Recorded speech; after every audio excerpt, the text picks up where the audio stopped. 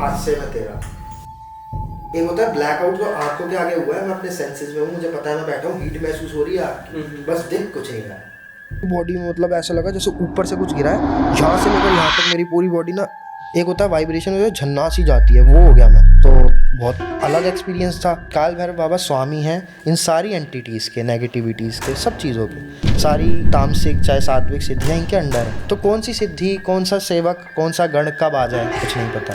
आप उसको संभाल सकते हो कि नहीं पता। आपके पास वो ऊर्जा है कि आप उनको मतलब महसूस कर सको या फिर आप उनको झेल सको, नहीं। जितनी आप झेल सको आपको। आप कुछ लोग होते हैं ना, जैसे आपने सुना होगा, इसने तो भैरव बाबा की ये साधना करी, लोग बोलते भी हैं काल भैरव की साधना शुरू करी थी, पागल हो गया। जय श्री राम दोस्तों, स्वागत है हॉरर कास्ट के एक और पॉडकास्ट में। आज वापस से हमारे साथ हैं गर्भ भाई। जय श्री राम मैंने इसलिए ही बोला क्योंकि गर्भ भाई को आप लोग जानते ही हैं, हनुमान जी के वो एक बहुत अच्छे साधक हैं और आज वो दोबारा से हमारे साथ हैं। आज हम बात करने वाले हैं श्री भैरवनाथ जी पे।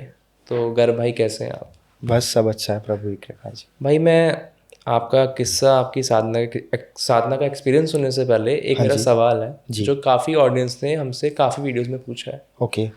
कि जो भैरव जी हैं वो माता के मंदिरों के द्वार बन रहे हैं और काफ़ी मंदिरों के बाहर वो रक्षा करते हैं। हाँ जी बिल्कुल।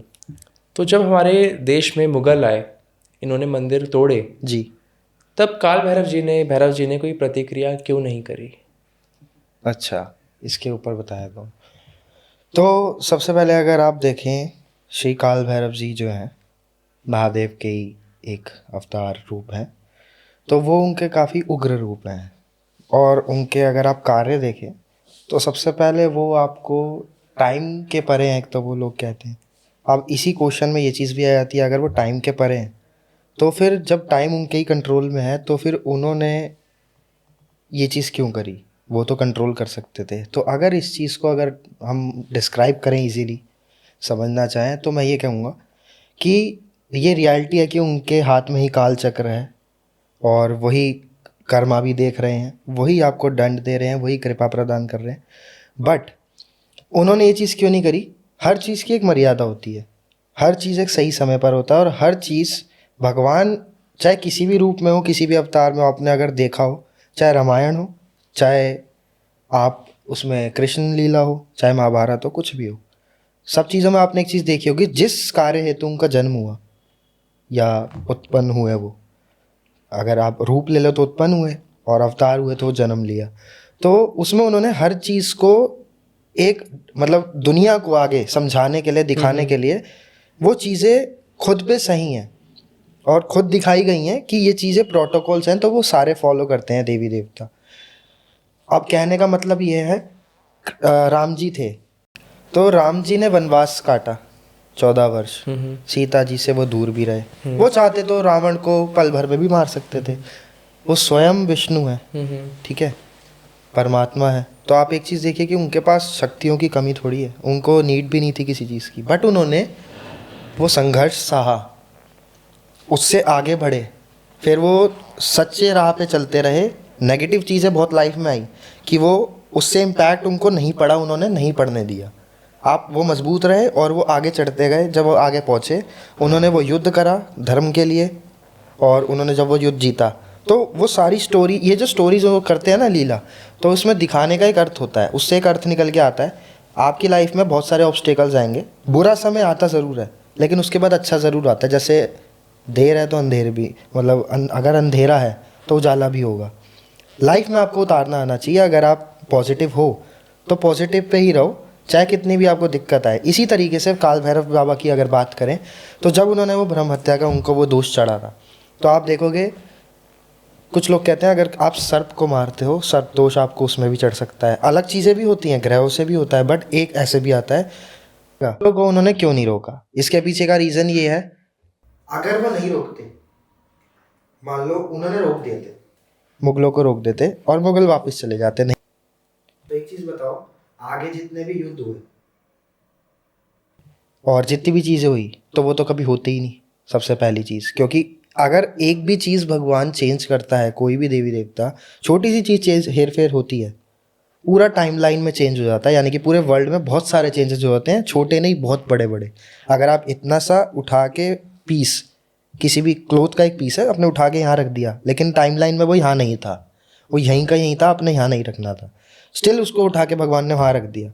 उसके उससे बहुत कुछ हो सकता है, वो हम सोच नहीं सकते क्या क्या, लेकिन बहुत कुछ हो सकता है। ऐसे ही अगर वो रोक देते, जो आगे होना था, जो उनको हमारे जितने भी राजा महाराजा थे जिन्होंने उनको हराया, जिनकी शूरवीर की कहानियाँ आई, जैसे माता काली से माना जाता है, आप छत्रपति शिवाजी थे, इनको तलवार मिली थी, इनको कृपा मिली थी, वरदान मिला था कि तुम संहार करना, धर्म के लिए वो लड़े, उन्होंने संहार भी किया। आगे और चक्रवर्ती सम्राट आए, बहुत सारे आए। तो ये जो राजाएं थे ना जितने भी, हमारे सनातन के लिए मोटिवेशन नहीं बचता, जो मैं सोचता हूँ। मोटिवेशन कैसे नहीं बचता, अगर आप देखोगे आज भी अगर हम इतने प्रतापी राजाओं को याद करते हैं, हमारे अंदर एक अलग सी वाइब्रेशन, ऊर्जा सी आती कि यार हमारे राजाओं में कुछ बात थी, हम उनकी तो ब्लड लाइन्स है सारे के सारे, तो इट मीन्स कि हमारे पास सब कुछ है, हम सेफ्टी कर सकते हैं, हमें किसी के सहारे की नीड नहीं है, अपनी ये चीज़ें हमें बदलने की नीड नहीं है, डर के नहीं रहना है। और हमें गर्व होना चाहिए कि हमारे महाराजा पहले के समय में ऐसे ऐसे लोग थे जो हमारे ही पूर्वज हैं।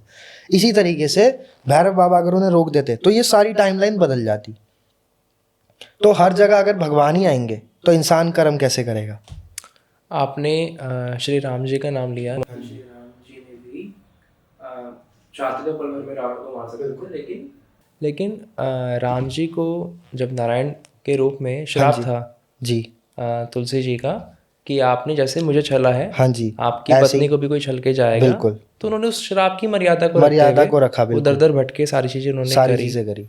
लेकिन बात यहाँ ये आ रही है कि अगर कोई सेवक है, जैसे भैरव जी द्वार पे माता की सेवा में खड़े हैं, हाँ जी खड़े हैं, कि माता के मंदिर के अंदर कुछ भी गलत ना हो। हाँ जी, और काशी में तो कहते भी हैं कि पिशाचों को वहाँ पर एंट्री बंद है, बिल्कुल। हाँ, तो अपने ही ईश्वर के मंदिर को अपने सामने खंडित होते हुए, हाँ जी, क्या कोई रक्षक देख सकता है? कोई रक्षक, आपने कहा कि उन्होंने इसलिए नहीं करा क्योंकि वो टाइमलाइन में चेंजेस आ रहे थे बहुत सारी चीजें, लेकिन वो तो खुद ही काल भैरव है ना, खुद ही टाइम को कंट्रोल करते हैं। बिल्कुल करते हैं। तो अगर वो इतने कैपेबल है, इतनी क्षमता है, तो शायद उन चीजों को कंट्रोल कर सकते थे। वो कर तो सकते हैं सब कुछ, पर मैं वही कह रहा हूँ कि करते नहीं। जैसे फॉर एग्जांपल आज भी अगर आप देखोगे बहुत से अत्याचार हो रहे हैं, बहुत से हमारे देश में मतलब क्राइम्स हो रहे हैं, चाहे आप वुमेन्स में ले लो, चाहे आप वैसे ले लो, चोरी में ले लो, किसी भी चीज़ में ले लो, क्राइम्स हो रहे हैं और आउट ऑफ द थिंक बहुत अलग अलग लेवल के हाई होते जा रहे हैं। स्टिल आप देखो, गवर्नमेंट चाहे तो आप एक चीज़ बताओ, स्मोकिंग वगैरह इंजीरियस टू हेल्थ है, आपने से उस डब्बे पे लगा दिया, राइट, गवर्नमेंट ने, आपके ऊपर आप लेते नहीं, चाहे तो बैन भी कर सकते हैं। उन्होंने कुछ ऐसे पदार्थ भी है जो कि बैन कर रखे हैं, स्टिल वो लोग लेते हैं, गवर्नमेंट फिर भी चुप है। ऐसे ही भगवान जैसे हैं, उन्हें सब पता है क्या हो रहा है क्या नहीं हो रहा, इस चीज़ से क्या हो सकता है, बट हर चीज़ के पीछे कुछ ना कुछ वजह होती है कि आगे चलकर इसी चीज़ में भलाई है। जैसे हमें नहीं पता कि हमारी फ्यूचर लाइफ क्या है, और मान लीजिए आपको किसी एस्ट्रोलॉजर ने बताया, आपने चेक कराया, वो बोलता है कि भाई आपके में तो ऐसे ऐसे दिक्कत है, आपको इतना पूजा कराना पड़ेगा, आपने वो पूजा भी करा ली फॉर एग्जांपल, स्टिल आपको आगे जाके वो एक्सीडेंट झेलना पड़ गया। आप क्या सोचोगे कि हमने तो हवन करवाया था, हमने तो 11 दिन की पूजन था, स्टिल हमारे साथ हो गया। वो डिपेंड करता है, अगर आपके उसमें वो दोष है, वो लिखा है, तो वो आपके साथ घटेगा। जो चीज़ जैसे भगवान ने लिख दी, अगर उन मुगलों का तोड़ना लिखा था, उसके पीछे भी कुछ ना कुछ रीज़न होगा। हमें पास्ट लाइफ स्टोरीज नहीं पता, हो सकता है कि उनको कुछ ऐसा वहाँ पे उस एरिया को कुछ श्राप मिल गया हो किसी ऋषि के द्वारा, हो सकता है कि वहाँ पे कुछ ना कुछ ऐसी घटना हुई हो जिसको कार्मिक के अंडर आ रहा हो, तो उसमें यही हो कि इस जगह को एक बार ऐसे, इस पे यहाँ पे ये लोग आएंगे और ऐसी चीज़ें घटेंगी। क्योंकि अगर भगवान के बिना, भगवान की इच्छा के बिना पत्ता नहीं हिलता। अगर उन्होंने वो मंदिर भी टूटा है ना, तो उसके पीछे भी भगवान ने खुद ही अपना मंदिर तोड़ा है, कहने का मतलब। तो इसलिए वो छेड़छाड़ नहीं करते, क्योंकि उन्हें पता होता है जो हो रहा है सही हो रहा है, सबसे बड़ी चीज़। और अगर भैरव बाबा टाइमलाइन के अंदर अगर हैं, जैसे कि वो सबसे मेन चीज़ उस जगह की टाइमलाइन ही, वो तो रक्षक द्वारपाल तो है ही, वो रक्षक किससे करेंगे आपको मैं बताता हूँ। जो वो मंदिर है वो उन्होंने कोशिश करी तोड़ने की, बहुत कुछ करा, लेकिन आप एक चीज़ बताओ, आज के समय में जितने भी सिद्धपीठ थे उनमें से कोई भी एक गायब है? नहीं, कोई गायब नहीं है, सारे वहीं हैं, सब पे पूजा चल रही है, और साथ के साथ सबसे मेन चीज़ आती है, जो सिद्धपीठ थे वो आज भी वैसे के वैसे सुरक्षित वहीं पे हैं। वो सुरक्षा तो कर ही रहे हैं ना। उस टाइम पे मंदिर खंडित हुआ, क्या माता तक कोई पहुंच पाया था? उस टाइम भी नहीं पहुंच पाया था, क्योंकि वहां पे साक्षात भैरव बाबा प्रकट ही हो जाते। अगर वहां तक पहली बात तो पहुंच ही नहीं सकते थे। स्टिल अगर कोई कोशिश करता तो उसकी मृत्यु उस दिन तय थी। मेन उनका काम क्या है, इस मंदिर की रक्षा नहीं करनी थी उन्होंने, माता रानी की रक्षा करनी थी। वो उस देवी के लिए वहां पे द्वारपाल है, विराजमान है। मान लो राजा है, राजा क्या करता है? राजा अपने महल की रक्षा नहीं करता, राजा क्या करता है? अपनी प्रजा की रक्षा करता है। जैसे उसका महल है, कितने लोग, राजाओं का महल टूटा, लड़ाइयों में बहुत कुछ हुआ, लेकिन उन्होंने रक्षा किसकी करी थी? प्रजा की करी थी ना अपनी। किसके लिए लड़े थे? अपने लिए थोड़ी लड़ेंगे, प्रजा के लिए लड़े थे। उनको सेव करा, उनको उन्होंने अन्न भी प्रदान करा, सब कुछ करा, मुगलों से भी लड़े। एंड में किसके लिए लड़े? उनको लड़के कुछ मिलता, वो हाथ मिला लेते, उनका कुछ नहीं जाता, लेकिन प्रजा का बहुत कुछ चला जाता। ऐसे ही जो भगवान है, जो हमारे भैरव बाबा हैं, उन्होंने जो सेफ्टी का उनका जो उनको जो उद्देश्य मिला है महादेव से, माता रानी की सुरक्षा का मिला है। तो कोई भी नेगेटिव चीज हो, तांत्रिक हो, कोई भी एंटिटी हो, या फिर कोई इंसान हो, चाहे बुरा अच्छा कैसा भी, वहां तक पहुंचने से रिस्ट्रिक्शंस जो लगाई हैं वो भैरव बाबा ने लगाई हैं। तो भैरव बाबा का काम इतना है कि उस एरिया में वो माता की प्रोटेक्शन करेंगे। जो माता तक आने की कोशिश करेगा उसका संहार हो जाएगा। मेन उनका कार्य ये है। इस वजह से उन्होंने मुगलों को नहीं रोका, क्योंकि मंदिर टूट जाए डजेंट मैटर, उनके लिए वो माता वहाँ पे विराजमान है। माता तक कोई नहीं आना चाहिए, मेन चीज़ ही होती है। अच्छा गर भाई, ऑफ कैमरा जब हमारी बात हो रही थी, हाँ जी। आप बता रहे थे कि आपका भैरव साधना का एक एक्सपीरियंस है, बिल्कुल बिल्कुल। तो मैं वो चाहूँगा वो हमारे साथ शेयर करें। जी बिल्कुल।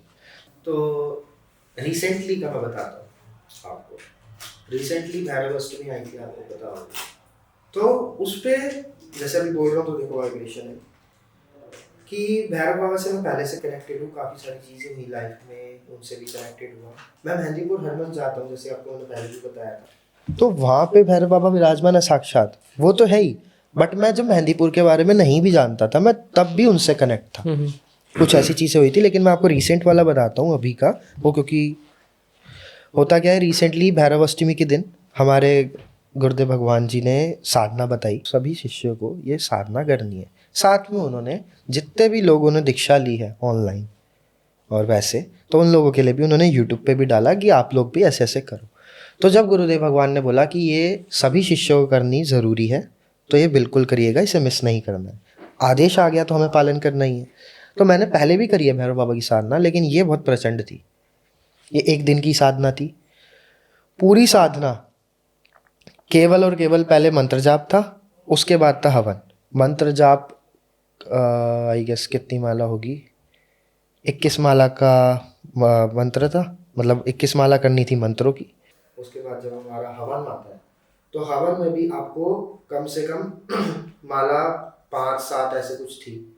बट मैंने ये सोचा कि जब मैंने मंत्र ही 21 माला करा है, तो मैं 5-7 क्यों करूँ? मैंने थोड़ा एक्स्ट्रा कर दिया, मेरे को जो लगा ठीक। क्योंकि मैंने एक्सपीरियंस किया है, अगर कोई भी चीज़ है, जैसे फॉर एग्जांपल आपको 5 माला है या 5 माला का हवन करना है या इतना उच्चारण करना है, उससे कम मत करो। या तो उतना कर दो या उससे ज़्यादा कर दो, आपको फ़ायदा ही फ़ायदा है, नेगेटिव इम्पैक्ट नहीं होगा। कम नहीं करो। तो ये है, वो कंजूसी में आ जाता है कि आप जानबूझ के कम कर रहे हो। तो ज़्यादा बढ़ा दो, कोई दिक्कत नहीं है। तो मैंने बढ़ा दिया, तो मैंने कुछ ज़्यादा करा था। लेकिन होता क्या है, मंत्र जाप के दौरान मेरे पूरे शरीर में हीट आ गई बहुत ज़्यादा। मेरे पूरे बॉडी के रोंगटे खड़े हो रहे हैं, मुझे अलग अलग ना चीज़ें महसूस हो रही हैं। कैसे हो रही हैं? फॉर एग्जांपल मैं बैठा हूँ, मैं मंत्र जाप कर रहा हूँ, मुझे ऐसा लग रहा है मेरे आसपास गोल गोल गोल गोल चक्कर लगा रहा है कोई। अब ऐसी चीज़ें साधना में नॉर्मली होती हैं। आपके आसपास एनर्जीज आती हैं, नेगेटिविटी भी आती है, वो आपके आसपास घूमेगी, बहुत चीज़ें होंगी, एक्सपीरियंस होंगे। ये वाला बहुत अलग था। गोल गोल वो घूम रही है, मेरे को पता है कि कुछ है। मेरे पीछे भी 2 जने खड़े हैं, मुझे ये भी पता है। मेरे पीछे जैसे कोई 2 जने, और मैं अकेला था। हवन कर रहा हूँ, उससे माला जाप कर रहा हूँ। अभी हवन पे गया नहीं हूँ मैं। मेरे साथ ये हुआ, मेरे घर में आप डॉग है, मैक्स नाम है उसका। तो मेरे घर में जो डॉग है ना, वो मतलब ना मिक्स ब्रीड है, हस्की की और उसकी। तो वो भी हाउल कर देता है कई बार, बचपन में करता था, उसके बाद हमने कभी उसको सुना नहीं। जब मैं वो मंत्र जाप कर रहा था, उसमें आई गेस 20-21 माला जब मैं पहुंचा, लास्ट पे पहुंचा हूँ, तब उसने हाउल वगैरह शुरू कर दिया। थोड़ा बहुत करा, उसके बाद वो बैठ गया अपना नॉर्मल। डॉग इसको कहते हैं ना कि चीज़ें दिख जाती हाँ, हैं। डॉग इसको दिख जाती हैं। प्लस मेरे को क्या कनेक्ट हुआ, मेरे को एनर्जीज तो मेरे दिमाग में ही नहीं आई, मेरे को ये कनेक्ट हुआ ये इनका वाहन होता है। तो अगर वो करे तो इट मीन्स कि भैरव बाबा की कृपा प्राप्त हो रही है, वो खुश हैं, प्रसन्न हुए। मंत्र जाप मैंने किया, वो मैंने उनको थैंक यू करा कि आपने ये करने की मतलब शक्ति दी कि मैं कर सका, क्योंकि मंत्र बड़ा था, वो कर दिया। उसके बाद आता है हवन की बारी, तो उसमें गैप नहीं लेना था, तो मैंने कहा ठीक है हवन भी कर देते हैं। अब हवन पे जब आते हैं तो मैंने हवन कुंड पूरा सेटअप करा, सब कुछ करा, अपना जैसे विधि होती है उसको करके स्टार्ट करा है। वो हवन चलना था पूरा का पूरा, या तो आप कर सकते थे लौंग से डायरेक्टली प्रॉपर, या तो पूरा का पूरा आपको लौंग से करना था। अदरवाइज जो दूसरी चीज़ें होती है सामग्री, मैंने चूज़ कर लिया लौंग से, लौंग से ही करेंगे आज। तो हर एक जैसे आप हम सामग्री की आहुति देते हैं, ऐसी लौंग के जोड़े की आहुति होती है, सिंगल लौंग नहीं जोड़ती है, चाहे आप भोग में दे चाहे आप वैसे। तो स्टार्ट हुआ है हवन। मेरे को देखने में लग रहा है कि यार वो इतनी सी है प्लेट में लौंग और हवन लंबा चलना है, कैसे होगा। ठीक है, मैंने एक मतलब मैं स्टार्ट किया है। थोड़ा सा जब मैं आगे बढ़ा हूँ, मेरे को क्या दिखता है खुली आंखों से, मेरी अग्नि में से एक एक करके, पहले मेरे मतलब जो मेरे दादा दादी थे वगैरह पूर्वज, मुझे वो एकदम से ना बहुत ही ट्रांसपेरेंट टाइप होता है ना, जैसे वैसा दृश्य सा दिखा खुली आंखों से, धुएं से ऐसे, मतलब उनका चेहरा या पूरी बॉडी? पूरी बॉडी। अच्छा। वो बाहर निकले, ऐसे आशीर्वाद दिया, गायब। उसके बाद मुझे दोबारा दिखे महादेव साक्षात, वो आए त्रिशूल लेके, उन्होंने आशीर्वाद दिया, वो गायब। मतलब सब ट्रांसपेरेंट थे बट क्लियर दिख रहे थे। तीसरे आए माता रानी आई, लास्ट में आते हैं भैरव बाबा। कैसे आए थे? लास्ट में जब हवन एंड होना था ना तब, उससे पहले नहीं, उससे पहले बीच बीच में अलग अलग शक्तियाँ आ रही थी। अग्निदेव कभी कोई, मतलब ऐसे मुझे दर्शन हुए बहुत सबके, मैं बहुत मतलब मेरे आंखों में आंसू आ रहे, बॉडी मेरी, लेकिन ना शरीर कांप, जैसे जैसे वो दर्शन बढ़ते जा रहे मेरी बॉडी में शिवरिंग बढ़ती जा रही, क्योंकि मुझे ऐसा लग रहा अंदर से आहट सी महसूस हो रही थी, कुछ तो आ रहा है, बहुत बड़ा आ रहा है, कुछ अलग आ रहा है। मैं करता जा रहा हूँ, लेकिन हवन कंप्लीट होना था, लौंग वो ख़त्म नहीं हो रही। मुझे लग रहा था यार लौंग कम है, खत्म, ये कैसे होगा कैसे होगा, बट लौंग ख़त्म नहीं हुई एंड तक, तब भी बची हुई थी। और वो ऐसा लग रहा था देखने में यूज़ ही नहीं हुई, इतनी ही लौंग। पता नहीं क्या हुआ चमत्कार, गुरुदेव की कृपा होगी। तो मैंने लौंग से हवन जब करे जा रहा, दर्शन हुए जा रहे, आहट बढ़ने लगी। उसके बाद सडनली मेरे आगे ब्लैकआउट। अच्छा। रात्रि में था वो हवन, क्योंकि रात्रि में ही करनी थी पूजा, 8-9 बजे शुरू कर दी थी हमने, फिर वो लेट तक चली थी क्योंकि मंत्र में भी समय लगता है, तो वो रात तक चल रही थी। तो उस समय पर सब कुछ ब्लैकआउट मेरे आगे, मतलब मुझे कुछ दिख ही नहीं रहा है। अग्नि है सामने, हवन चल रहा है और पूर्णतः चल रहा है, ऐसा भी नहीं कि अग्नि बहुत स्लो है, शांत है, पूरे प्रचंड रूप से हवन हो रहा है, मतलब प्रॉपर। स्टिल मेरे को ब्लैकआउट आ गए। मैं कह रहा कि अभी तक तो सब कुछ ठीक था, एकदम में क्या हो गया, एकदम से आवाज़ आती है कि जा तेरी पूजा स्वीकार है, आज से मैं तेरा। ये चीज़ मेरे को आवाज़ कानों में सुनाई दी। और ये कैसे सुनाई दी? एक होता है ब्लैकआउट जो आंखों के आगे हुआ है, मैं अपने सेंसेस में हूँ, मुझे पता है मैं बैठा हूँ, हीट महसूस हो रही है आँख की, बस दिख कुछ नहीं रहा है, लेकिन मेरे कान पूरे सेंसेस में हूँ, तो कान भी चल रहे हैं। अब मेरे कान में प्रॉपर आवाज़ आई है, कान में, मतलब वो अलग ही एक्सपीरियंस था। एक होता है मन की आवाज़, एक होता है कान में, जैसे आपको मेरी आवाज़ आ रही है ना, ये आवाज़ मेरे कान में आ रही, किसी ने जैसे बहुत उसमें बोला हॉल टाइप में, तो आवाज़ आती है आज से मैं तेरा, जा तेरी पूजा सफल, ऐसे करके आया। पूरी बॉडी में मतलब ऐसा लगा जैसे ऊपर से कुछ गिरा है, यहाँ से लेकर यहाँ तक मेरी पूरी बॉडी ना, एक होता है वाइब्रेशन में झन्ना सी जाती है, वो हो गया मैं। तो बहुत अलग एक्सपीरियंस था ये हुआ। उसके बाद हवन कुंड को मैंने वो समापन वगैरह किया अपनी साधना का। समापन करते ही, हवन कंप्लीट करते ही, समापन करते ही मैंने बस आसन को मतलब अपने माथे से लगाना था, सब कुछ करना था, माथा टेकना था। उतने में ही मेरा डॉग उधर के आता है और मेरे को चाटने लग जाता है खूब प्यार से, पता नहीं किस लिए। वैसे वो नॉर्मली बैठा रहता है और धुएं की वजह से वो ज़्यादा आता नहीं है, हवन में बैठ जाता है कई बार वो खुद भी, बट मोस्टली वो ऐसे नहीं करता कभी भी। मैं तो डेली हवन करता हूँ, डेली पूजा करता हूँ, स्टिल वो डेली तो नहीं करता ये चीज़। उसी रात को, उसी दिन हवन के समापन के जस्ट बाद मैंने कंप्लीट ही किया है, मैंने धन्यवाद किया, उतने में वो डॉग आया, मैंने आँख खोली है जैसी, वो मेरे को चाटना शुरू, पूरा मैक्स पूरा चाट गया, मतलब मेरे पास ही बैठ गया जैसे। और मुझे इतना अच्छा फील हो रहा, मतलब अलग वाइब्रेशंस, मेरे डॉग से मुझे अलग वाइब्रेशंस आ रही हैं कि कुछ तो हुआ है। मैंने सोचा ये गुरुजी से पूछेंगे।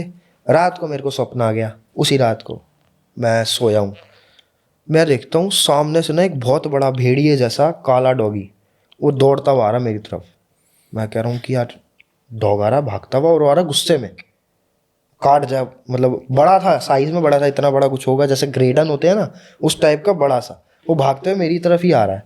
मैंने कहा ये मेरी तरफ कैसे आ रहा है। मैंने सोचा कि वहाँ से पीछे निकल जाता हूँ। अब मैं जब वहाँ से उठ के आगे आगे को आया हूँ, मतलब मैं एक जगह पे खड़ा था, रोड थी जो सामने से, जब वो आ रहा था तो मैं सोचा पीछे को निकल जाऊँ।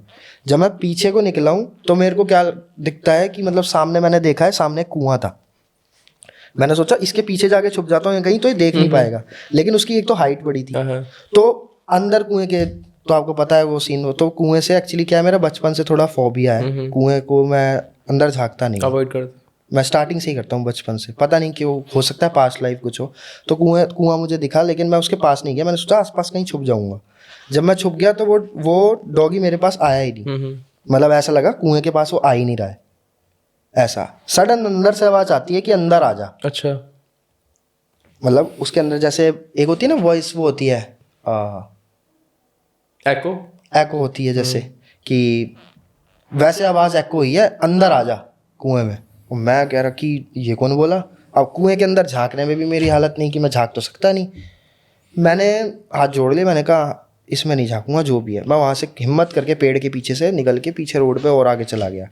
भाई मैं आगे गया तो आगे क्या देखता हूँ, एक साधु आ रहा है सामने से चलता हुआ, अपना अलग ही वो मगन है, मतलब शायद वो हाय था, बट वो आ रहा था, अपना मगन था, वो भोले बाबा जो भी कर रहा था वो आता है धीरे धीरे चलते चलते। मैं ना चलते चलते उनको, मेरे को क्यूरोसिटी, अब मेरे को कुछ दिख जाता है उनमें, बाबा की कृपा से ही, मतलब मैंने देखा नहीं कुछ भी, मेरी क्षमता थोड़ी है, बट कुछ दिख गया मुझे।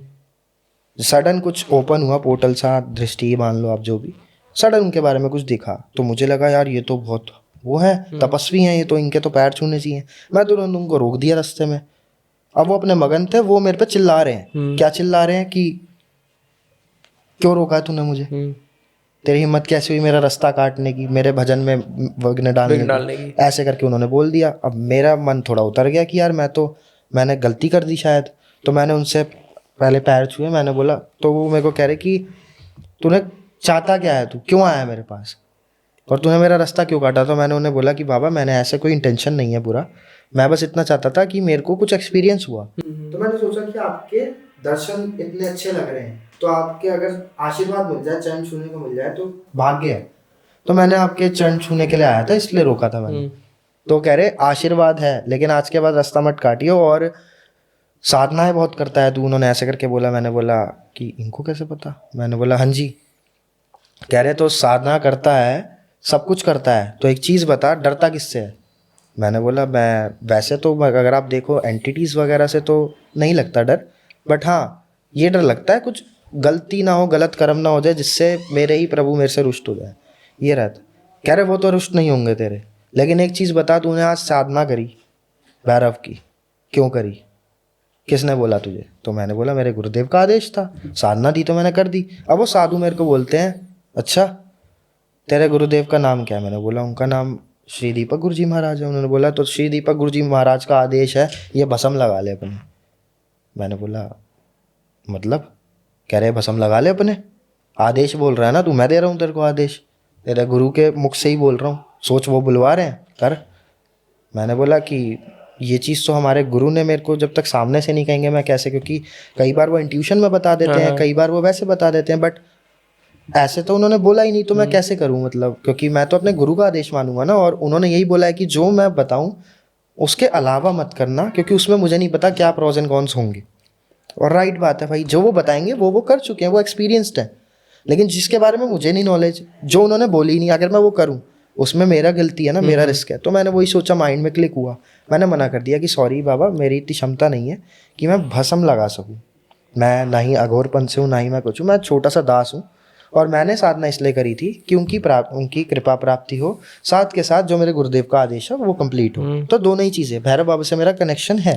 तो उन्होंने बोला कि तेरा कनेक्शन है तो एक काम कर, चल साथ वो ले गए मेरे को एक जगह पे, वहाँ पे हवन कुंड दिया, कह रहे यहाँ पे ना आवाहन कर अपने भैरव। मैंने बोला आवाहन करूँ, मतलब मुझे आवाहन आता नहीं था, क्योंकि मैंने हनुमान जी को मतलब वो तो स्टार्टिंग से ही बहुत ज़्यादा, लेकिन मैंने भैरव बाबा का मतलब उतना डीपली भी नहीं गया था। तो उन्होंने बोला कि बोला आह्वान कर, मैंने कहा ठीक है। मेरे को जो पता था गुरु मंत्र बोला, मैंने गुरु जी से आज्ञा ली वैसे मन मन में। मैंने बोला कि भैरव बाबा, मैं उनको साक्षी मानकर आपसे छोटी सी विनती करता हूँ, अगर छोटी सी भी भक्ति का एक मैंने कण भी निभा लिया हो आपके लिए, तो आह्वान आपका करता हूँ। मुझे नहीं पता क्या होता है, कैसे आओगे आप, किस रूप में आओगे, मुझे दर्शन तो खैर मेरी औकात है नहीं, लेकिन अगर आप दे दे तो बहुत कृपा है, बाकी आपकी जैसी इच्छा। मैं ऐसे बोलता हूँ। मैंने बोल दिया। उतने में मेरे रोंगटे खड़े, तो वो बोलते कि बुला, आ क्यों नहीं रहा? वो कुत्ता सामने दोबारा, जो पीछे नहीं भागा था मेरे, ब्लैक वाला, वापस आ गया सामने। अच्छा। अब वो सामने आके मेरे को देख रहा है, और वो मतलब सामने मतलब इन द सेंस बिल्कुल सामने नहीं था, थोड़ा सा दूर ही था, लेकिन वो हमें ही देख रहा है। तो वो मुझे कह रहे कि बुला बुला बोल रहे हैं। अब मैं देख रहा हूँ कि सामने इतना बड़ा डॉगी खड़ा हो गया है, और ये मुझे कह रहे बुला बुला। तो मैंने बोला वो देखो ना सामने। कह रहे कौन है सामने? उन्हें कोई दिख ही नहीं रहा। अच्छा। वो मुझे कह रहे हैं कि कौन है सामने, बुला, तू आह्वान कर भैरव का। कहाँ है भैरव, कुछ तो दिखा मुझे। तो मैंने बोला कि मेरी क्षमता थोड़ी है, वो तो उनकी इच्छा है, वो आए ना आए, मैंने तो विनती कर दी। अब मेरे वो उनके उनके वो तो आ गए हैं वाहन, तो आप देखो ना सामने। कह रहे सामने कुछ नहीं है, तो मुझे ही पागल बना रहा है। तो मैंने बोला कि अच्छा ठीक है। तो मैं उन्होंने कह रहे कि ऐसा बोल, मेरे सर पे हाथ रखो। यहाँ पे आती है बहुत बड़ी ट्विस्ट, जब मेरे आंसू ही आंसू आए कि भैरव बाबा कितनी कृपा करते हैं। लोग उनसे डरते भी हैं कि काल भैरव की पूजा, एक मिथ फैला हुआ है, घर में पूजा नहीं कर सकते। इसका काफी भी लोग सवाल कहते हैं। दूंगा, इसका भी मतलब जवाब दूंगा। तो भैरव बाबा की सात्विक की पूजा करी है मैंने, कभी तंत्र उसमें नहीं गया हूँ।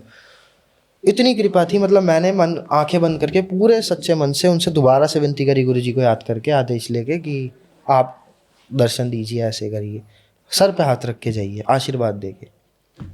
मेरे को ऐसे सर पे हाथ महसूस हुआ है। वो साधु मेरी तरफ देख रहे हैं, आंसू निकल रहे हैं उनके साधु के, वो उन्होंने मेरे सर पे हाथ रखा हुआ है, वो मेरे उनके आंसू गिर रहे हैं, एकदम स्माइल करे और गायब। सपना ही टूट गया, मैं आंखों से जाग गया। जब देखा तो 3:30 बजे बज रहे, 4 से 3:30। मतलब मैं समझ गया कि भैरव बाबा जिनको मैं ढूंढ रहा हूँ, जिनको बुला रहा हूँ, वो साक्षात साथ में बैठे हैं, वो खुद ही थे। तो साधु के रूप में शायद आपको आशीर्वाद देने आए थे। मतलब रूप उन्होंने स्वरूप बदला, और वो डॉग मतलब सामने देख रहा था, नहीं तो पहले गुस्से में था, नॉर्मली वहां से देख रहा था। तो वो ये चाह रहे थे, मतलब शायद मुझे बताना कि मैं तो तेरे साथ ही हूँ, तो तू मेरे को इधर उधर कहाँ बुला रहा है, कहाँ ढूंढ रहा है। मतलब इतनी सात्विक में अगर उन्होंने कृपा कर दी, रक्षा करते हैं, बहुत सी एंटिटीज से वो भी बचाते हैं मुझे, बहुत सी चीज़ों में हेल्प करते हैं। तो मैंने ये देखा है कि उनका कार्य जो है वो तो वो निभाते ही हैं, लेकिन अपने भक्त के लिए आप सात्विक में भी उनकी पूजा करोगे। अगर घर में कुछ लोग कहते हैं उनकी फोटो मत लगाओ, बटुक भैरव की लगाओ। अगर आपका भाव, एक चीज़ बताइए, आपका भाव अगर प्रेमानंद जी में है, तो क्या आप धीरेन्द्र भैया की फोटो लगाओगे घर पे, या प्रेमानंद जी की? प्रेमानंद जी की। आपको कृष्ण भगवान आपके इष्ट हैं, तो आप कृष्ण भगवान की सेवा का संकल्प लोगे, जो सेवा चलती है उनकी, आप उनका लोगे, या खाटू श्याम जी का, कृष्ण जी का? ऐसे ही जिसमें आपका भाव होगा उसी देवता से तो आप कनेक्ट होगे। और ज़रूरी थोड़ी है आप कनेक्ट हो, कनेक्ट तो वो खुद करते हैं आपसे, तो जाके आपको कृपा प्रदान होती है, तो आप उनकी भक्ति कर पाते हो। तो भैरव बाबा खुद सुनते हैं, जैसे हर देवी देवता सुनते हैं। तो अगर उन्होंने काल भैरव स्वरूप में आपको चुन लिया, तो इट मीन्स कि आपको उनकी पूजा करनी है। आपके ऊपर डिपेंड करता है आप तामसिक में जाओगे या सात्विक में। बट मेरा मानना यही है, मैं तो सात्विक ही करता हूँ, स्टिल यही है, अगर आपको उनकी पूजा प्राप्त करनी है तो सबसे बड़ी चीज़, घर में आप अपने उनकी एक फोटो लाओ काल भैरव बाबा की, संहार करते हुए नहीं होनी चाहिए, संहार उग्र स्वरूप नहीं होना चाहिए। वैसे तो वो खुद उग्र स्वरूप है, लेकिन संहार करते हुए वैसी वाली फोटो नहीं, कृपा प्रदान करते हुए होती है उनकी फोटोज, वो लाओ। आप हर संडे जाओ और ब्लैक डॉग, मतलब जो डॉग्स होते हैं, चाहे आप ब्लैक डॉग्स नहीं है तो नॉर्मली डॉग्स जो होते हैं, उनकी सेवा करो जितनी कर सकते हो। मैं तो कहता हूँ संडे छोड़ो, रोज करो, क्योंकि मैं मानता हूँ भगवान का कोई दिन नहीं होता, खास दिन हो सकते हैं ऐसा लेकिन ये नहीं है कि कोई भी भगवान की तो पूरी सृष्टि है, तो दिन भी सभी यही है। तो आप सभी दिन सेवा करो, आपको पुण्य भी मिलेगा, कृपा भी प्रदान होगी। साथ में उन भूखों का, मतलब जो वो भूखे हैं, मतलब डॉग्स हैं, उनकी भी बहुत हेल्प हो जाएगी। तो ये दोनों चीज़ें हो गई, ये हो गया कृपा के लिए। मंत्र करना है तो मंत्र मैं बोलूँगा भैरव बाबा, अगर काल भैरव जी का मंत्र, उस स्वरूप का मंत्र जाप करना है, साधना करनी है, तो आप गुरु के मार्गदर्शन में करें, अदरवाइज ना करें, सात्विक में भी। क्योंकि काल भैरव बाबा स्वामी हैं इन सारी एंटिटीज़ के, नेगेटिविटीज़ के, सब चीज़ों की, सारी तामसिक चाहे सात्विक सिद्धियाँ इनके अंडर है। तो कौन सी सिद्धि, कौन सा सेवक, कौन सा गण कब आ जाए कुछ नहीं पता। आप उसको संभाल सकते हो कि नहीं, नहीं पता। आपके पास वो ऊर्जा है कि आप उनको मतलब महसूस कर सको या फिर आप उनको झेल सको, नहीं। जब उनकी सेवक को ही नहीं झेल सकते तो साक्षात भैरव बाबा तो फिर, इसीलिए उन गुरु का मार्गदर्शन होना ज़रूरी है कि वो उतनी ही ऊर्जा के अंदर आपके पास किसी भी शक्ति को आने देंगे जितनी आप झेल सको। आपको आप कुछ लोग होते हैं ना, जैसे आपने सुना होगा, इसने तो भैरव बाबा की ये साधना करी, लोग बोलते भी हैं काल भैरव की साधना शुरू करी थी, पागल हो गया। पागल क्यों हो गया? गुरु का मार्गदर्शन नहीं था, गाइडेंस नहीं थी, प्रोटेक्शन नहीं थी, और आपने डायरेक्ट उग्र मंत्र कर दिया। उग्र मंत्र ऐसे नहीं करा जाता है, और आप कर भी चाहे घर में, और सबसे बड़ी चीज़ उग्र साधनाएं तो घर में होती ही नहीं। वो घर के लिए जो है सात्विक ही साधनाएं होती हैं। आप तामसिक चीज़ें करोगे तो उसके साइड इफ़ेक्ट्स बहुत बुरे हैं जो कि आपको फिर पड़ते ही हैं, और लोग फिर भी कर देते हैं। कहने का मतलब सात्विक करो, बढ़िया करो, और काल भैरव बाबा आपकी सबसे कृपा प्रदान करेंगे तो क्या मिलेगा? अगर ये क्वेश्चन आता है तो इसका आंसर सबसे ईजी, पहले आपके कर्मों को काट देंगे। वो अच्छे भी काट देंगे, ये मत समझना कि बुरे बुरे, इधर से बुरे काट देंगे, इधर से अच्छे। नई शुरुआत आ जाएगी आपकी। अब से नोट होगा भैरव बाबा के अंडर क्या कर रहे हो आप, उसके हिसाब से आपको फल मिलेगा, उसी के हिसाब से आपको दंड मिलेगा। और ऐसा नहीं ऊपर जाके मिलेगा, वो तो आपका नोट हो रहा है। भैरव बाबा ऐसे देव हैं जो आपको इंस्टेंट कर्मा देंगे। इंस्टेंट कर्मा का मतलब आपने देखा होगा कई बार, कुछ लोगों को किसी ने किसी का बुरा करा, या किसी ने किसी को ऐसे लात से गिरा दिया और हंस रहा है, सडनली वो आगे गया, उसको किसी का धक्का लगा या कुछ हुआ, वो भी मुंह के बल गिर गया, उससे भी बुरा, उसके चोट भी लग गई, इंस्टेंट फल हो गया।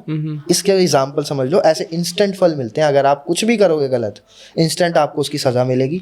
कुछ भी अच्छा करोगे, इंस्टेंट उसका फल मिलेगा आपको। आपने किसी को, मेरे साथ जैसे कई बार हुआ, एग्जाम्पल देता हूँ, मेरे मन में तो स्टार्टिंग से भाव रहता है, पता नहीं क्या भगवान की कृपा है कि मैं देखता हूँ ना किसी परेशान व्यक्ति को, गरीब को, मुझे अंदर से बहुत बुरा लगता है, उनको देख के आंसू आ जाते हैं। तो जितना हो सकता है भाई, कैपेबल हूँ, कभी 100 रुपये, 10 रुपये, जितने हो पाते हैं मैं उतने, ताकि मैं भी घर जा सकूँ। बाहर होता हूँ जब, कि मैं भी घर जा सकूँ, इतना तो रहे, तो मैं जितना हो सकता है उतना दे देता हूँ। मैं ये नहीं देखता, मुझे पुण्य नहीं चाहिए। मैं भगवान को तब भी बोलता हूँ मुझे पुण्य मत दो, आप खुश रहो और भगवान आपको खुश रहे, मैं ये बोलता हूँ और आ जाता हूँ। वो आशीर्वाद देते हैं जूबी वगैरह, लेकिन मैं उनको यही बोलता हूँ और मैं आ जाता हूँ। तो मेरे साथ एक बार ऐसी हुआ, मैं ऑफिस जाता था, ऑफिस वर्क करता था उस समय पे, मैं मेट्रो स्टेशन से बाहर आ रहा था, गुड़गांव जाता था मैं। मेट्रो स्टेशन से उतरा हूँ, नीचे आप देखोगे मेट्रो स्टेशन से सीढ़ियों से, किसी भी मेट्रो स्टेशन के पास बहुत सारे बैगर्स होते हैं, तो वो ज़्यादातर यही होते हैं, खाना खिला दे वगैरह, तो वहीं पे बैठे हुए थे। तो मैं देता हूँ, क्योंकि भगवान नहीं पता किस रूप में हो, और आप एक तरीके से सेवा ही कर रहे हो लोगों की, तो इंसान इंसान के काम आता है, राइट। तो मैंने उनको, वो 100 रुपये का नोट था, मैंने उन्हें दे दिया। मैंने कहा यही खाने पीने में निकल जाता है, कुछ भी अगर मेरे पास है दे सकता हूँ, तो क्यों नहीं, दे दिया। थोड़ा सा आगे गया हूँ, सडनली क्या होता है, मेरे फ़ोन का बैलेंस ख़त्म। अच्छा। रिचार्ज ख़त्म। अब रिचार्ज ही ख़त्म, मैं अकेला, और प्लस आपको पता है आजकल लोग नहीं रुकते। अगर मैं किसी से फ़ोन बोरो के लिए बोल दूँ, नहीं देंगे, सिक्योरिटी रीजंस के लिए, ये भी सही है, नहीं देना चाहिए। बट मैं तो एक पॉजिटिव चीज़ के लिए मांग रहा था, बट मैं स्टिल समझ रहा था लोग नहीं देंगे, ट्रस्ट नहीं हो पाता, ट्रस्ट नहीं हो पाता। तो मैंने सिर्फ एक कॉल के लिए था, घर पे कॉल कर दूँ, पापा या मम्मी रिचार्ज कर देंगे, नहीं हुआ। अब मेरे को वहाँ से आना है रैपिडो में, पहली बार रैपिडो कैसे करूँ, क्योंकि ऑटो रुक नहीं रहे थे, और मोस्टली कैब कुछ भी करता था ऑनलाइन होता है, कहाँ से ऑफलाइन पकड़ूंगा। बहुत सारी चीज़ें, और ऑफलाइन कर भी लेता, मेरे घर तक कोई नहीं जाता, वो थोड़ा पहले ही उतार देता है ट्रैफिक रीजंस की वजह से, कि गली में फंस जाऊंगा ये वो, तो नहीं जाते अंदर। तो मैं ये सोच रहा था यार दिक्कत हो गई, क्या करूँ। तो मैंने कहा ठीक है भाई, थोड़ा थोड़ा पैदल चलता रहा। सडनली मतलब मेरे को थकावट हो रही थी, क्योंकि यार सुबह से काम कर रहा हूँ 9 आवर्स की, पता है आपको 10 आवर्स की कम से कम जॉब होती है। 8-9 आवर्स वहाँ जॉब करके आओ, बहुत सारी चीज़ें, ट्रैवल करा इतना लंबा, एक गुड़गांव से दिल्ली। फिर अब मैंने कहा क्या करूँ, कुछ हो नहीं रहा, दूर है, क्योंकि अभी तो कम से कम 7-8 किलोमीटर दूर पड़ता था वहाँ से, तो ना बैलेंस की कॉल भी कर सकूँ, ना कोई रुक रहा है। सडनली मेरे को सामने एक दिखता है, वो पर्स, रोड पे पर्स पड़ा था, ये तो अपना रियल बता रहा हूँ, पर्स पड़ा, पर्स उठाया, उसके अंदर बहुत सारे नोट।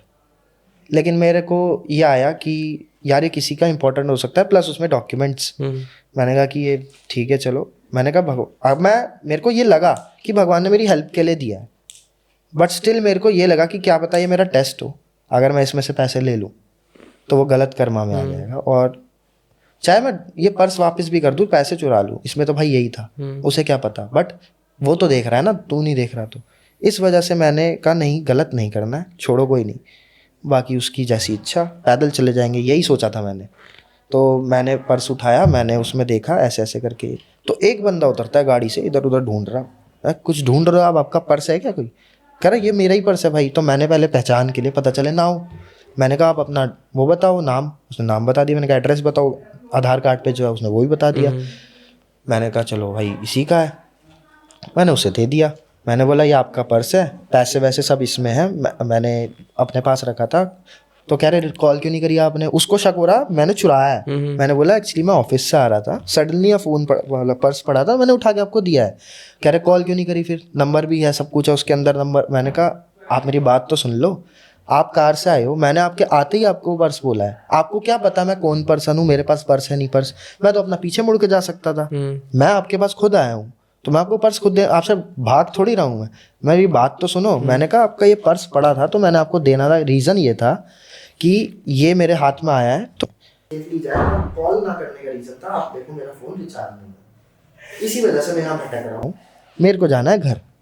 तो उन्होंने बोला कि थैंक यू सो मच यार, मुझे नहीं पता था आज भी इतने अच्छे लोग हैं, बट मैं आपको बहुत बहुत सॉरी, छोड़ नहीं सकता क्योंकि मुझे बहुत अर्जेंटली कहीं जाना है, मैं यू टर्न लेके बहुत दूर से आया हूँ, ऑलरेडी लेट हूँ मैं, और लेट नहीं हो सकता, बहुत बड़ी डील कैंसिल हो जाएगी, आप एक काम करो। उसने मुझे सीधा 1000 रुपये दिए, 500 के 2 नोट। कह रहे और भी चाहिए तो और भी ले। मैंने कहा नहीं नहीं यार, आप मुझे चाहिए ही नहीं, आप ऐसे ठीक है, मैं चला जाऊँगा। उन्होंने ज़बरदस्ती दिए, गाड़ी में बैठे और गायब। तो मैंने ये देखा, इंस्टेंट कर्मा मुझे वहाँ भी मिल गया, मतलब मैंने वहाँ हेल्प करी 100 की, 100 10 गुना ज़्यादा मेरे को यहाँ पे 1000 रुपीज़ मिल गए।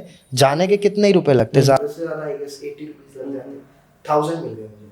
तो मैंने ये मतलब एग्जांपल दिया था समझाने के लिए कि भैरव बाबा जब आपकी लाइफ में आएंगे ना, कार्मिक चक्र आपका बदल जाएगा, सारे बंधन कट जाएंगे, आपकी नेगेटिविटी खत्म हो जाएगी, तंत्र चल रहा होगा उसे काट कर देंगे वो, लेकिन आपका जितना भी कर्मा रहेगा वो उनके कंट्रोल में है। तो सोच समझ कर आप चीज़ें करना, अगर अहित करा तो आपका बहुत अहित हो जाएगा और उसे कोई रोक नहीं सकता, अच्छा करा तो आपका अच्छा करने से कोई बदल नहीं सकता। अच्छा गर्भ भाई, आपने बताया कि भैरव जी हमारे कर्म को काट देते हैं, हाँ एक जी, नई शुरुआत होती है। बिल्कुल।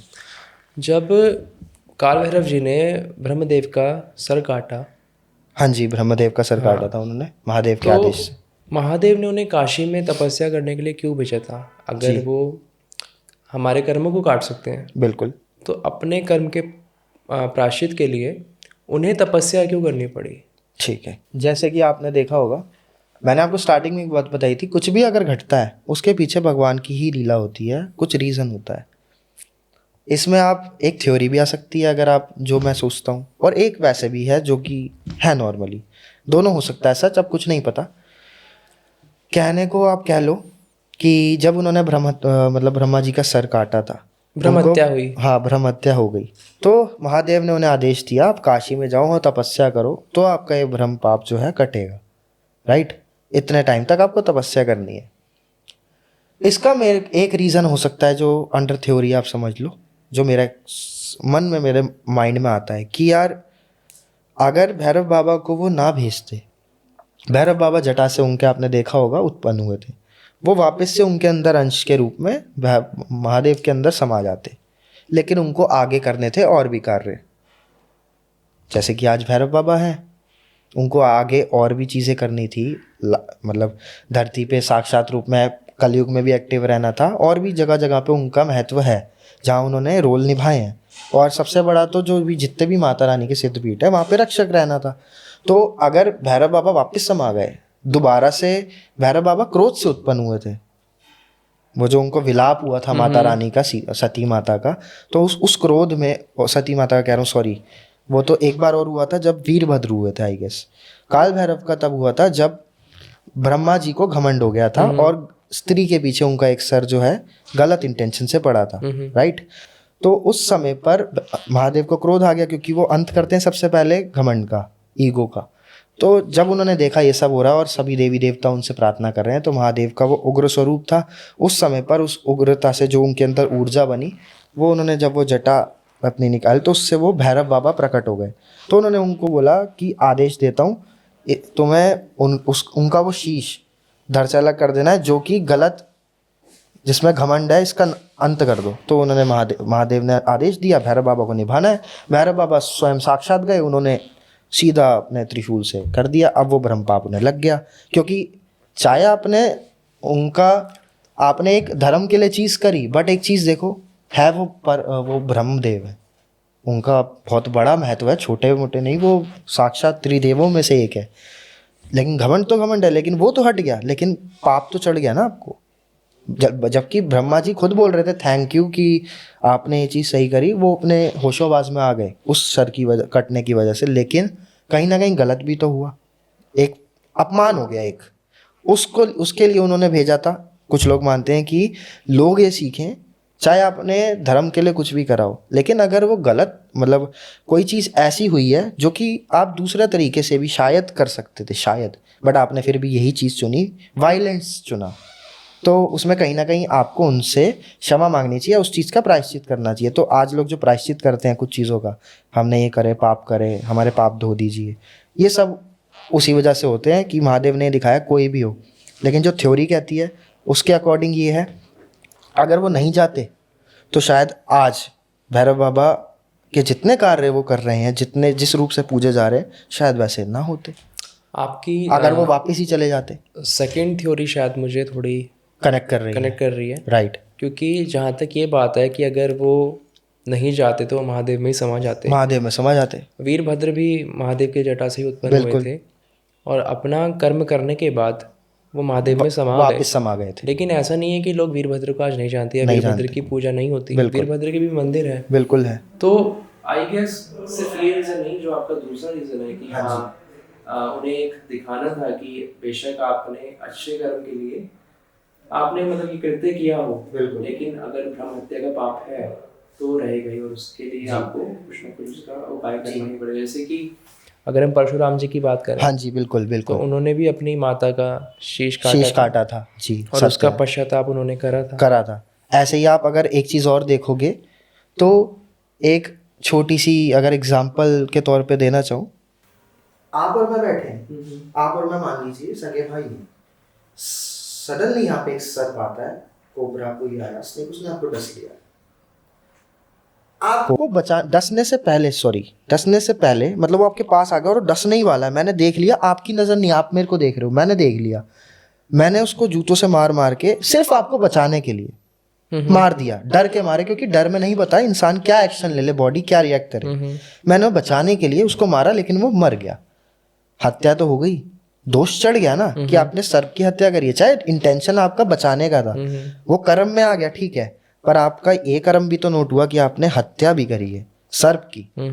बहुत सारी चीजें हैं, तो अगर मैं उसका प्रायश्चित चाहूँ कर सकता हूँ। तो प्रायश्चित कैसे होगा कि मैं, जैसे लोग कहते हैं कि आप नाग देव के जितने ही मंदिर होते हैं वहाँ पे जाइए, जब नाग पंचमी आती है उस टाइम पे दूध अगर हो सके तो जितने भी जहाँ पे सर्प होते हैं वहाँ पे आप दूध रखें तो वो स्वीकार होता है, बहुत कृपा मिलती है, या उनका पूजन कर सकते हैं छोटा सा फूल वगैरह अर्पित करके, तो आपको कृपा प्राप्त होती है, उस दोष से आप धीरे धीरे हट जाते हो, नहीं तो कहीं ना कहीं आपको वो दिक्कत करेगा, रहेगी राइट। ऐसे ही जैसे उन्होंने भैरव बाबा ने उनका शीश काटा था, तो ब्रह्म जो हत्या उनको पाप चढ़ गया था, वो दोष को हटाना था, तो दोष तो वो उनके खुद, मतलब वो तो खुद मतलब कार्मिक के वो पूरे दाता हैं, सब कुछ है उनके अंदर है, उनको दोष भी उनके अंदर का रहता है, बट स्टिल आप देखो उन्होंने फिर भी वो दिखाया, मतलब कर सब कुछ सकते हैं, हाथ में उन्हीं के, स्टिल वो कर रहे हैं ताकि मनुष्य जाति जो है इससे सीख सके कि अगर हमने कोई कृत्य कर दिया, हमारी इंटेंशन अच्छी थी लेकिन कृत्य गलत था, तो उसका प्रायश्चित हमें उससे सीख लेके माफी मांग के आगे बढ़ना चाहिए, सीख लेके कि कभी भी हमें जल्दबाजी में कोई फैसला नहीं लेना चाहिए। अगर हम कर रहे हैं, मान लीजिए अगर वो सब जो था इस एग्जाम्पल के लिए जो मैंने मार दिया, हो सकता था कि मैं उसको पैर मार के ऐसे आगे फेंक देता, लेकिन मेरे माइंड ने क्या रिएक्ट किया, शायद मैं ऐसे करता तो वो डस मेरे ही लेता, डर होता है, तो उस चक्कर में मैंने मार दिया। ऐसे ही होता है, तो भैरव बाबा ने इसी वजह से करता, जो आपने भी बोली वही चीज़ मुझे भी कनेक्ट होती है, मतलब है दोनों ही थ्योरी, लेकिन जो मेन सोर्स निकल के आ रहा है वो यही है कि लोग सीखें कि आप उस चीज़, क्योंकि भगवान ने देखो जितनी भी लीलाएं करी है ना, हाँ जी, अगर हम देखें तो वो एक मैसेज देने के लिए करी, बिल्कुल, सारी लीला मैसेज के लिए जैसे होती अगर हम गणेश जी की भी बात करें, हाँ जी। काफी लोग कहते हैं कि ऐसे कैसे भगवान थे, अपने कैसे बेटे को ही नहीं पहचाने, बिल्कुल लेकिन गजासुर को वरदान दे रखा था, उसको निभाना था, सब कुछ उन्होंने करना होता है। तो वो लीला थी। और गणेश जी का कहते हैं कि माता के जब वो मैल से प्रकट हुए थे, हाँ जी, तो उनकी जो मलिनता थी वो भी साफ करनी वो भी थी। साफ करेगी। हाँ जी, तो जितनी सत्य भी है। भगवान ने चीज़ें करी है वो समाज के मैसेज के लिए ही करी है। बिल्कुल। अच्छा भाई, मेरा आखिरी सवाल, हाँ जी। नॉर्मली जैसे आपने हनुमान जी की साधना भी करी है और अभी भैरव जी की करी है, मैंने ऐसा सुना है और महसूस भी करा है कि जिस भी देवता की हम उपासना करते हैं उनके कुछ गुण हमारे अंदर आते हैं। बिल्कुल आते हैं। तो भैरव जी की साधना के बाद ऐसे कौन से चेंजेस है जो आपको अपने अंदर दिखे? ठीक है, मतलब क्या आप जानना चाह रहे हो कि जैसे हम हर देवी देवता के गुण आपको प्राप्त होने शुरू होते हैं, कृपा का संकेत होता जैसे है, हनुमान जी की अगर हम बात करें, हनुमान जी आपको भक्ति देते हैं, भक्ति प्रदान करते वो हैं सबसे आपके पहले। चरित्र में बखूबी दिखती है। बिल्कुल। तो मैं जानना चाहता हूँ कि भैरव जी की आपने रिसेंटली ही करी है, हाँ जी। तो उसके बाद क्या चेंजेस आपको अपने अंदर दिखे? ठीक है, पहली चीज़, सबसे पहले तो आप फियरलेस हो जाओगे। फियर वैसे तो मेरे में नहीं है, क्योंकि मैं पहले से भी भैरव बाबा की पूजा कर रहा हूँ, उन्हें मानता हूँ, बट हाँ और ज़्यादा फील होने लग गया दोबारा। मतलब एक होता है ना, रिफ्रेश हो जाते हो आप, वो फियरलेस हो जाओगे, सबसे पहला गुण। दूसरा गुण होगा कि आपका कॉन्फिडेंस लेवल बहुत ज़्यादा इंक्रीज़ हो जाएगा। आप कहीं पर बोलने में डरते हो या घबराहट होती है आपको बोलने में, कांपता है शरीर, वो चीज़ें नहीं होंगी। भय से मुक्त हो जाओगे। ठीक है, भय से मुक्त हो जाओगे, सबसे मेन चीज़।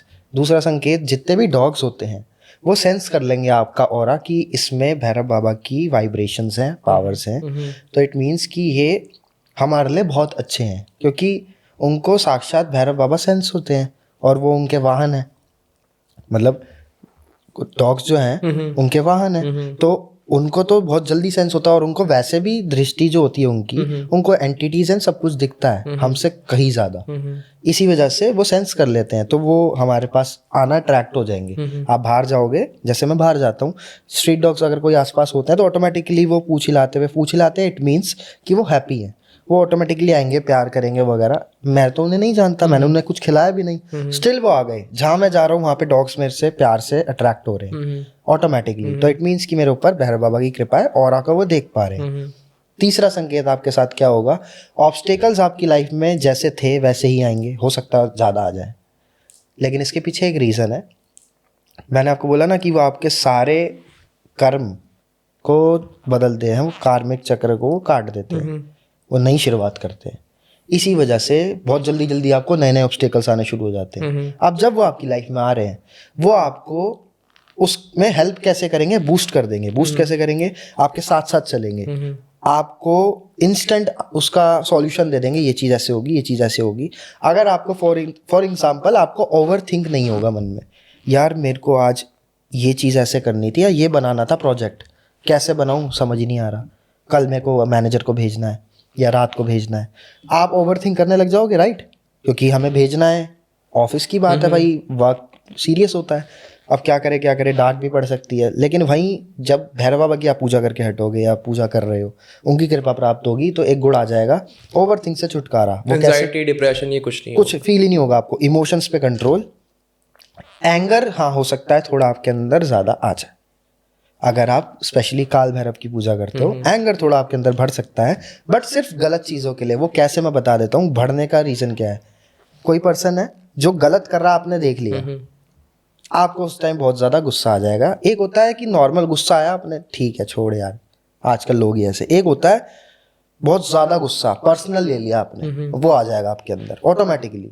कहीं गलत देखोगे ना, आपसे सहा नहीं जाएगा, या तो आप कुछ ना कुछ करोगे वहाँ पे अच्छे के लिए, या तो आप उस पर्सन को समझा दोगे कि भाई ये चीज़ गलत है, ऐसे कर लें, और ज़्यादा वो होगा तो हो सकता है लड़ाई भी हो जाए। वो डिपेंड करता है आपके ऊपर, आप कैसे समझाते हो।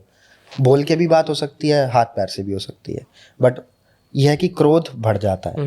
कंट्रोल करना आपको आना चाहिए। इमोशंस होते हैं, इमोशन में ही कंट्रोल आता है, वो एंगर आता है, बट एंगर थोड़ा इंक्रीमेंट इसलिए होता है अगर आप काल भैरव की पूजा कर रहे हो, क्योंकि उनकी ऊर्जा ही क्रोध है।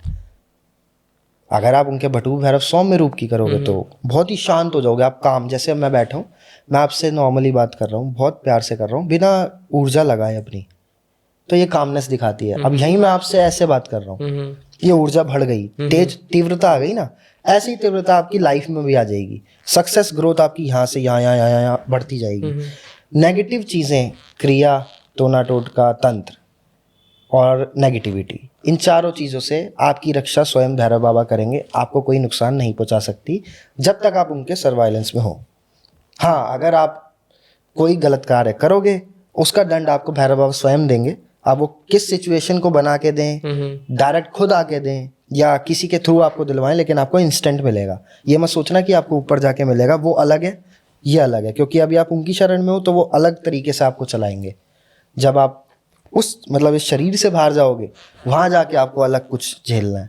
तो दोनों अलग है, मतलब दोनों एक ही है। एक आपको यहीं पे रह के साथ, तो लोग कहते हैं कि भैरव बाबा को अगर आप चुन रहे हो, पहले तो बहुत गट्स है आप में कि आप, क्योंकि वो इंस्टेंट कर्मा देंगे आपको। तो अगर आप उसको एक्सेप्ट करते हो कि कोई नहीं बाबा, मुझे स्टिल आप ही चाहिए, अपने आप में बहुत बड़ी बात है। तो उनके उपासक तो तेजवान ही इतने होते हैं, आपने देखा भी होगा। जैसे इंस्टा पे भी काफ़ी हैं, यूट्यूब पे भी काफ़ी हैं रियल में जो। और सबसे बड़ी चीज़, सात्विक में पूजा कर सकते हैं सारे लोग।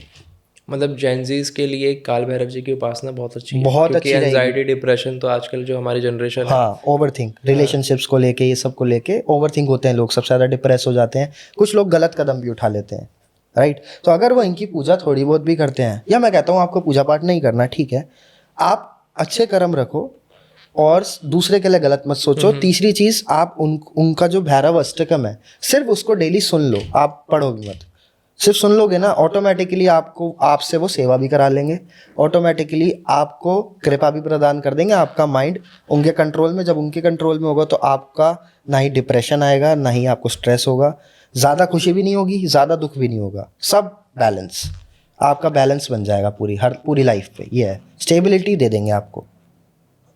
तो घर भाई बहुत अच्छा लगा आपके साथ ये पॉडकास्ट करके, क्योंकि लास्ट हमने करा था हनुमान जी के ऊपर, जी बिल्कुल, और आज हमने करा है भैरव जी के ऊपर। तो आगे भी पॉडकास्ट करते रहेंगे। बिल्कुल बिल्कुल। और हमारी जितनी भी ऑडियंस है, मैं चाहूँगा आप लोग घर भाई के अकाउंट पे जाओ, फॉलो करो जी, जल्दी से, उनका अकाउंट मेंटेन करवाओ, बिल्कुल क्योंकि बिल्कुल। देखो, पाखंड फैलाने वाले बहुत लोग हैं, लेकिन एक्चुअल में आप लोगों को भक्ति मार्ग पे ले जाने वाले बहुत कम लोग हैं। तो उनमें से एक गरभाई भी है, अरे जो बस कुछ नहीं कहते, बस यही बोलते हैं कि राम जी का नाम लीजिए, हनुमान जी की भक्ति करिए। और अगर आप लोगों को साधना मार्ग में भी जाना है, तो स्टार्टिंग में मैं कहूँगा कि आप सात्विक मार्ग ही चुनिए, क्योंकि आजकल तामसिक चीज़ें देख के लोग अट्रैक्ट तो बहुत जल्दी हो जाते हैं, लेकिन उनको झेलना हर किसी के बस की बात नहीं है। राइट। तो ठीक है, फिर मिलते हैं नेक्स्ट पॉडकास्ट में। बम भैरवाय नमः।